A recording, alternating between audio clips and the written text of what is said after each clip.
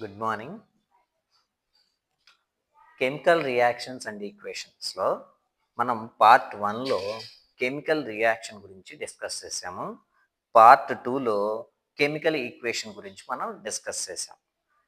ఇప్పుడు మనం పార్ట్ 3లో బ్యాలెన్స్డ్ కెమికల్ ఈక్వేషన్ గురించి మనం డిస్కస్ చేద్దాం. ఫైనల్గా ఈ మూడిటికి సంబంధించినటువంటి కంక్లూజన్ని ఇస్తాను. బ్యాలెన్స్డ్ కెమికల్ ఈక్వేషన్ ఏంటి, ఆ బ్యాలెన్స్ అనేది ఎందుకు చేయాలి అనే దాన్ని మనం తెలుసుకుందాము. మనం పార్ట్ 2లో తీసుకున్నటువంటి కెమికల్ రియాక్షన్నే ఇక్కడ తీసుకున్నాము, ఎగ్జాంపుల్గా తీసుకుందాము. అదేంటంటే మెగ్నీషియం ఆక్సిజన్ తోటి కలిసి మెగ్నీషియం ఆక్సైడ్ అనేది ఫామ్ అవుతుంది. దానికి సంబంధించినటువంటి కెమికల్ ఈక్వేషన్ని మనం ఎలా రాస్తామో చూసాం. సో ఎలా రాస్తాము? MG plus O2 gives rise to MgO, ఈ విధంగా రాస్తాం అన్నమాట. ఇంతవరకు బాగానే ఉంది. ఇప్పుడు మనం 9th క్లాస్లోకి వెళ్దాము. అక్కడ ఒక లా నేర్చుకున్నాం. అదేంటంటే లా of conservation of mass. According to that law, mass can neither be created not destroyed in a chemical reaction.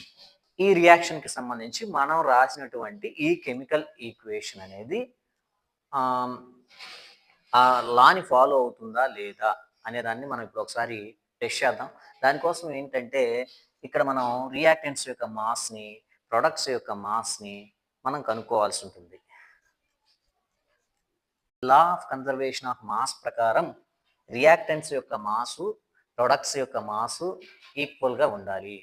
ఈక్వల్గా ఉన్నప్పుడే ఆ లా అనేది మనకి ఒబే అవుతుంది. ఇక్కడ మనకి ఈ కెమికల్ రియాక్షన్లో రియాక్టెంట్స్ ఏంటి? Magnesium oxygen. ప్రొడక్ట్స్ ఏంటి? Magnesium oxide. మరి వీటి యొక్క మాస్ని మనం క్యాలిక్యులేట్ చేసి చూద్దాం. సో ఫస్ట్ మనం రియాక్టెంట్స్ యొక్క మాస్ని క్యాలిక్యులేట్ చేద్దాం. రియాక్టెంట్స్ యొక్క మాస్ని మనం ఆర్ఎం అనుకున్నాం. So RM is equal to మనకి రియాక్టెంట్ సైడ్ ఉన్నటువంటి మొత్తం మాస్ని ఇక్కడ మనం క్యాలిక్యులేట్ చేస్తాం. మెగ్నీషియం యొక్క మాస్ ఎంత? Atomic mass. మాస్ మీన్స్ ఇక్కడ అటామిక్ మాస్. మనందరికీ తెలుసు ప్రతి యాటమ్కి మాస్ ఉంటుంది. యాటమ్స్ మాస్ కలిపితే మనకి మాలిక్యూల్స్ యొక్క మాస్ అనేది వస్తుంది, మాలిక్యులర్ మాస్ అనేది వస్తుంది. కాబట్టి లా ఆఫ్ కన్జర్వేషన్ ఆఫ్ మాస్ ప్రకారం ఒక కెమికల్ రియాక్షన్లో రియాక్టెంట్స్ యొక్క మాసు, ప్రొడక్ట్స్ యొక్క మాసు సేమ్గా ఉండాలి, అంటే ఈక్వల్గా ఉండాలి. అలాంటప్పుడే ఈ లా ఆఫ్ కన్జర్వేషన్ ఆఫ్ మాస్ అనేది ఒబే అవుతుంది. ఇప్పుడు మనం రియాక్టెంట్స్ యొక్క మాస్ని, ప్రొడక్ట్స్ యొక్క మాస్ని క్యాలిక్యులేట్ చేద్దాం. మనందరికీ తెలుసు ప్రతి యాటమ్కి కూడా మాస్ ఉంటుంది. యాటమ్స్ కలిస్తే మాలిక్యూల్స్ ఫామ్ అవుతాయి. మాలిక్యూల్స్ యొక్క మాస్ని మనం ఎలా క్యాలిక్యులేట్ చేస్తాం? అన్ని యాటమ్స్ యొక్క మాస్ని మనం యాడ్ చేస్తే మాలిక్యూల్స్ యొక్క మాస్ వస్తుంది. దాన్ని మాలిక్యులర్ మాస్ అని పిలుస్తాము.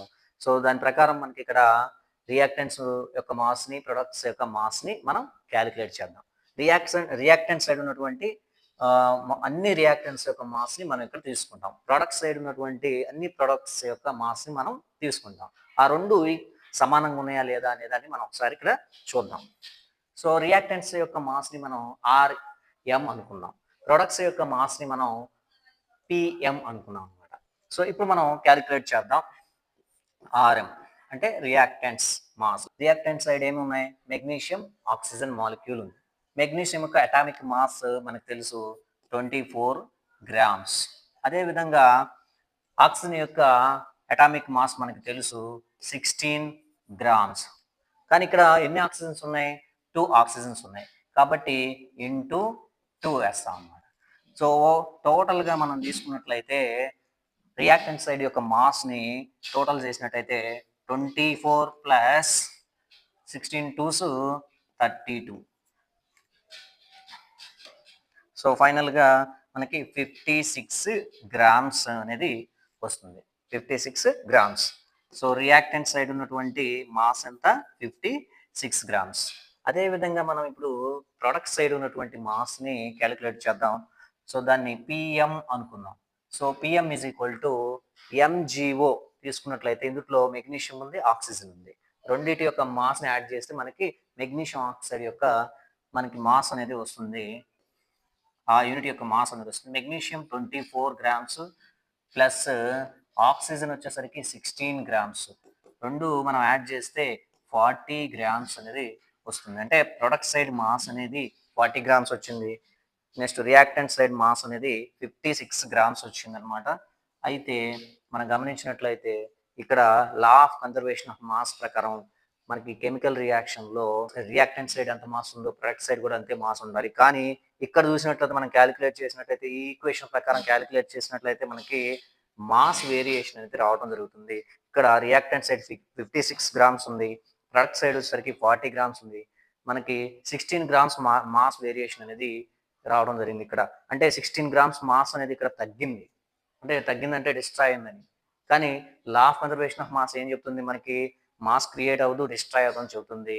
కాబట్టి according to law of conservation of mass ప్రకారం ఈ కెమికల్ ఈక్వేషన్ అనేది మనకి కరెక్ట్ కాదు. ఇంపార్టెంట్ పాయింట్ ఏంటంటే in generally this equation is correct, but according to the law of conservation of mass this is incorrect one.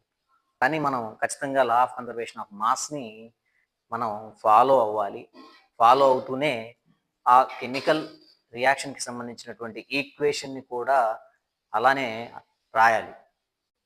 ఆ విధంగా మనం ఈక్వేషన్ని రాయాలి అంటే reactant side mass, product side మాస్ని బ్యాలెన్స్ చేయాలి, సమానం చేయాలి. ఇలా మనకి reactant side mass, product side mass balance చేస్తూ రాసినటువంటి ఆ కెమికల్ ఈక్వేషన్ని మనం బ్యాలెన్స్డ్ కెమికల్ ఈక్వేషన్ అంటే. బ్యాలెన్స్డ్ కెమికల్ ఈక్వేషన్ని ఎందుకు రాస్తున్నామనంటే లా ఆఫ్ కన్జర్వేషన్ ఆఫ్ మాస్ని ఫాలో అవ్వాలి. మనం దాన్ని ఒబే చేయడం కోసం మనం ఈ బ్యాలెన్స్డ్ కెమికల్ ఈక్వేషన్ని తప్పనిసరిగా రాయాలి. మరి ఈ బ్యాలెన్స్ చేయాలంటే రియాక్టెంట్స్ మాస్ని, ప్రొడక్ట్ మాస్ని బ్యాలెన్స్ చేయాలి అంటే ఏం చేయాలంటే ఈ కెమికల్ రియాక్షన్లో మనకి యాటమ్స్ ఇన్వాల్వ్ అవుతున్నాయి కాబట్టి రియాక్టెంట్ సైడ్ యాటమ్స్ని అంటే ఆ పర్టికులర్ ఎలిమెంట్కి సంబంధించిన యాటమ్స్ని, అదేవిధంగా ప్రొడక్ట్ సైడ్ కూడా ఆ పర్టికులర్ ఎలిమెంట్కి సంబంధించిన యాటమ్స్ని మనం బ్యాలెన్స్ చేసినట్లయితే ఆటోమేటిక్గా reactant side mass, product side mass balance అవుతుంది. మరి ఇప్పుడు రియాక్టెంట్స్ మాస్ని, ప్రొడక్ట్ మాస్ని ఎలా బ్యాలెన్స్ చేయాలి? ఈ కెమికల్ రియాక్షన్లో మనకి యాటమ్స్ ఇన్వాల్వ్ అవుతాయి, మనందరికీ తెలుసు. కాబట్టి రియాక్టెంట్ సైడ్ ఉన్నటువంటి ఆ పర్టికులర్ ఎలిమెంట్కి సంబంధించిన యాటమ్స్ని, ప్రొడక్ట్ సైడ్ ఉన్నటువంటి ఆ పర్టికులర్ ఎలిమెంట్ సంబంధించినటువంటి యాటమ్స్ని మనం బ్యాలెన్స్ చేసినట్లయితే ఆటోమేటిక్గా మాస్ కూడా బ్యాలెన్స్ అవుతుంది. మాస్ బ్యాలెన్స్ అయితే లా ఆఫ్ కన్జర్వేషన్ ఆఫ్ మాస్ అనేది ఒబే అవుతుంది. ఇప్పుడు మనం బ్యాలెన్స్ చేయడానికి ప్రయత్నం చేద్దాం. సో బ్యాలెన్స్ చేయాలంటే ఏంటి? ముందుగా ఈ కెమికల్ రియాక్షన్లో ఇన్వాల్వ్ అయినటువంటి రియాక్టెంట్ సైడ్ ఉన్న యాటమ్స్ ఏంటి, ప్రొడక్ట్ సైడ్ ఉన్నటువంటి యాటమ్స్ ఎన్ని అనేది క్యాలిక్యులేట్ చేయాలి. ముందుగా రియాక్టెంట్ సైడ్ యాటమ్స్ మనం రాయాలి. అన్ని యాటమ్స్ని అంటే ఆ పర్టికులర్ ఎలిమెంట్కి సంబంధించిన యాటమ్స్ అన్నిటినీ రాయాలి. మెగ్నీషియం ఉంది, నెక్స్ట్ ఆక్సిజన్ ఉంది. ప్రొడక్ట్ సైడ్ కూడా ఆ ఎలిమెంట్స్కి సంబంధించిన యాటమ్స్ని రాయాలి. ఇప్పుడు మెగ్నీషియం, రియాక్టెంట్ సైడ్ మెగ్నీషియం ఎన్ని యాటమ్స్ ఉన్నాయి? 1. ఆక్సిజన్ 2 యాటమ్స్ ఉన్నాయి. ప్రొడక్ట్ సైడ్ తీసుకున్నట్లయితే మెగ్నీషియం 1 యాటమ్ ఉంది, నెక్స్ట్ ఆక్సిజన్ కూడా 1 యాటమ్ ఉంది. ఇప్పుడు ఏవి బ్యాలెన్స్గా ఉన్నాయి, ఏవి అన్బ్యాలెన్స్గా ఉన్నాయో చూడండి. మెగ్నీషియం బ్యాలెన్స్గా ఉంది, మెగ్నీషియం యాటమ్స్ బ్యాలెన్స్గా ఉంది. ఆక్సిజన్ యాటమ్స్ బ్యాలెన్స్ లేదు. ఇటు అంటే రియాక్టెంట్ సైడ్ 2 యాటమ్స్ ఉన్నాయి, నెక్స్ట్ ప్రొడక్ట్ సైడ్ 1 యాటమ్ ఉంది. కాబట్టి మనం ఇప్పుడు ఏం బ్యాలెన్స్ చేయాలి? ఆక్సిజన్ యాటమ్స్ని బ్యాలెన్స్ చేయాలి. సో ఇప్పుడు ఆక్సిజన్ యాటమ్స్ని బ్యాలెన్స్ చేయాలి అంటే సో ఈజీగా బ్యాలెన్స్ చేయొచ్చు.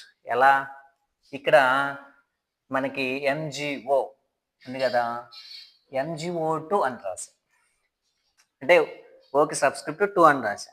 ఇప్పుడు క్యాలిక్యులేట్ చేయండి. మనం క్యాలిక్యులేట్ చేస్తే ఆక్సిజన్ యాటమ్స్ కూడా బ్యాలెన్స్ అయినాయి. హ్యాపీ. కానీ తంతారు ఎవరు? Law of fixed proportion. మనం ఇది కూడా 9th నేర్చుకున్నాం. 2 లాస్ నేర్చుకున్నాం. లా of conservation of mass, law of fixed proportion. Law of fixed proportion ఏంటి? ఒక కాంపౌండ్కి సంబంధించి అందులో ఎలిమెంట్స్ యొక్క కాంపోజిషన్ అనేది ఫిక్స్డ్, మారదు. ఓకే, సో అది దాని ప్రకారం మనకి మెగ్నీషియం ఆక్సైడ్ ఫార్ములా అనేది ఆల్వేస్ MgO ఉంటుంది. ఈ కాంపోజిషన్ అనేది ఆల్వేస్ ఫిక్స్డ్ అనమాట బై మాస్. కాబట్టి మనం ఫార్ములాని ఎలా పడితే అలా మార్చుకోవడానికి లేదు. ఓకేనా? ఒకవేళ మార్చుకుంటే ఏమవుతుంది? లా ఆఫ్ ఫిక్స్డ్ ప్రపోర్షన్ లేదా లా ఆఫ్ కాన్స్టెంట్ ప్రపోర్షన్ని మనం వైలేట్ చేసిన వాళ్ళం అవుతాం. కాబట్టి లా ఆఫ్ కాన్స్టెంట్ ప్రపోర్షన్ ఊరుకోడు. అందువల్ల మనం ఫార్ములాని ఈ విధంగా మార్చుకోవడానికి లేదు. అయితే మనం ఏం చేయాలి? మనకి ఏ అవకాశం ఉంది? ఈ ఆటమ్స్ని బ్యాలెన్స్ చేయడానికి ఫార్ములాని మారిస్తే మనకి లా ఆఫ్ కాన్స్టెంట్ ప్రపోర్షన్ ఒప్పుకోడు. మరి ఎలాంటి పాసిబిలిటీ ఉంది ఇక్కడ మనకి? మనం కంగారు పడాల్సిన పని లేదు. ఇక్కడ మనం ఈ ఆక్సిజన్స్ని బ్యాలెన్స్ చేయాలి అని అంటే ఆ ఫార్ములాకు ముందు ఉన్నటువంటి కోఎఫిషియంట్ని మారిస్తే సరిపోతుందన్నమాట. ఇప్పుడు మెగ్నీషియం ఆక్సైడ్ ఫార్ములాకి ముందు కోఎఫిషియంట్ ఎంత ఉంది? 1. కాబట్టి దీన్ని మనం ఏం చేద్దామంటే 2గా మారుద్దాం. అప్పుడు 2గా మారిస్తే మనకేమవుతుంది? ఇప్పుడు ఈ ఫార్ములాకి సంబంధించి మనకి ఎన్ని ఆటమ్స్ ఉన్నాయి? ఓకే, మెగ్నీషియం ఎన్ని ఆటమ్స్ వచ్చినాయి? 2 ఆటమ్స్ వచ్చినాయి. అదేవిధంగా ఆక్సిజన్ 2 ఆటమ్స్ వచ్చినాయి. అంటే ఆక్సిజన్ బ్యాలెన్స్ అయింది, ఆక్సిజన్ అనేది బ్యాలెన్స్ అయింది. కానీ సో మెగ్నీషియం రియాక్టెంట్ సైడ్ చూసుకుంటే మెగ్నీషియం అనేది ఒకే ఆటం ఉంది, కాబట్టి ఇది బ్యాలెన్స్ అవ్వలేదు. ఇప్పుడు మళ్ళీ మనం ఏం చేయాలి? మెగ్నీషియమ్స్ని కూడా బ్యాలెన్స్ చేయాలి. మెగ్నీషియమ్స్ని బ్యాలెన్స్ చేయాలి దేని ఎటువైపు? రియాక్టెంట్ సైడ్ వైపు. రియాక్టెంట్ సైడ్ మనం మెగ్నీషియమ్స్ ఎలా బ్యాలెన్స్ చేస్తాం? Mg2 అని పెట్టుకుంటాం. కరెక్టేనా? కాదు, ఈ ఫార్ములానే లేదు, అసలు Mg2 అనే ఫార్ములానే లేదు. మెగ్నీషియం అనేది Mgగా ఎగ్జిస్ట్ అవుతుంది, Mg2గా కాదు. కాబట్టి ఇలా రాయటం అనేది తప్పు. సో మనం ఏం చేయాలి? ఓన్లీ ఒకే ఆప్షన్ ఉందని చెప్పాను కదా, జస్ట్ ఏంటంటే అది మనం కోఎఫిషియంట్ మార్చాలి. మెగ్నీషియం ముందు ఇప్పుడు కోఎఫిషియంట్ ఎంత ఉంది? ఇక్కడ ఏం లేదు, ఏం లేకపోతే ఏంటి దాని అర్థం? 1 అని. కాబట్టి ఇప్పుడు దాన్ని మనం ఏం చేద్దాం? 2 చేద్దాం. అంటే 2 మెగ్నీషియమ్స్ రావాలి అంటే సో మనం కోఎఫిషియంట్ 2 పెట్టుకోవాలి. సో ఇప్పుడు 2 Mg అవుతుంది. కాబట్టి మెగ్నీషియం ఆటమ్స్ ఇప్పుడు రియాక్టెంట్ సైడ్ కూడా 2 అవుతుంది. ఓకే, సో ఓవరాల్గా ఇప్పుడు మనం తీసుకున్నట్లయితే ఇప్పుడు మనం ఇక్కడ బ్యాలెన్స్ చేసినటువంటి ఈక్వేషన్లో మనకి రియాక్టెంట్ సైడు మెగ్నీషియం ఆటమ్స్ 2 ఉన్నాయి, ఆక్సిజన్ ఆటమ్స్ 2 ఉన్నాయి. ప్రొడక్ట్ సైడ్ కూడా మెగ్నీషియం ఆటమ్స్ 2 ఉన్నాయి, ఆక్సిజన్స్ కూడా 2 ఉన్నాయి. కాబట్టి రెండు వైపులా ఆటమ్స్ బ్యాలెన్స్ అయ్యాయి. ఆటమ్స్ బ్యాలెన్స్ అయినాయి కాబట్టి మాసెస్ కూడా ఆటోమేటిక్గా బ్యాలెన్స్ అవుతాయి. ఒకవేళ మనకు డౌట్ ఉంటే ఇప్పుడు మనం రెండు వైపులా మాస్ని క్యాలిక్యులేట్ చేసి చూద్దాం. రియాక్టెంట్ సైడ్ చూద్దాం. So mass of the reactants, so మనకి ఇక్కడ మెగ్నీషియం యొక్క అటామిక్ మాస్ అంత 24. అయితే ఇక్కడ మనకి ఎన్ని మెగ్నీషియమ్స్ ఉన్నాయి? 2. కాబట్టి 2 × 24, 2 × 24 ప్లస్ నెక్స్ట్ ఆక్సిజన్ యొక్క మాస్ అంత మనకి 16, అటామిక్ మాస్ 16. 2 ఆక్సిజన్స్ ఉన్నాయి కాబట్టి 32. సో మొత్తం ఎంత అవుతుంది? 224 48, 2 × 24 48 ప్లస్ 32. సో ఫైనల్గా 80 గ్రామ్స్ అనేది వస్తుంది. నెక్స్ట్ అదేవిధంగా మనం ప్రొడక్ట్ సైడ్ ఉన్నటువంటి మాస్ని క్యాలిక్యులేట్ చేద్దాం.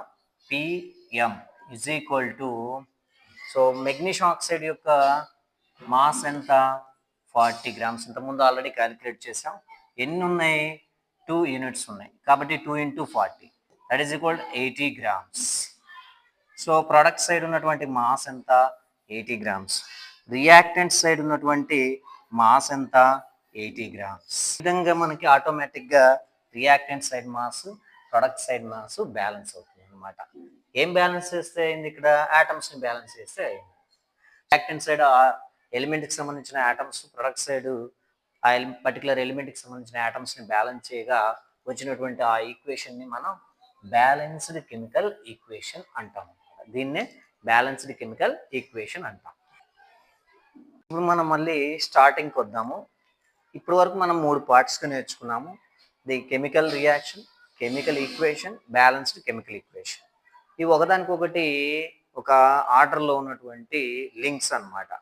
కెమికల్ రియాక్షన్ ఏంటి ఫస్ట్, తర్వాత దాని నుంచి మనం కెమికల్ ఈక్వేషన్ ఎలా రాయాలి, ఆ కెమికల్ ఈక్వేషన్ ఎలా బ్యాలెన్స్ చేయాలి. సో ఇది ఒక ఆర్డర్ అనమాట. ఈ ఆర్డర్లోకైనా మనం చెప్పినట్లయితే పిల్లలు ఆ కాన్సెప్ట్ని ఈజీగా అర్థం చేసుకుంటారు, దాని మీద కంప్లీట్ క్లారిటీ వస్తుంది. ఫర్దర్గా టైప్స్ ఆఫ్ రియాక్షన్ని ఈజీగా నేర్చుకుంటారు, ఈజీగా రాస్తారు కూడా. దాన్ని ఈజీలో వాటిని అంటే ఆ ఈక్వేషన్స్ని ఈజీగా బ్యాలెన్స్ కూడా చేస్తారు. Okay, thank you very much.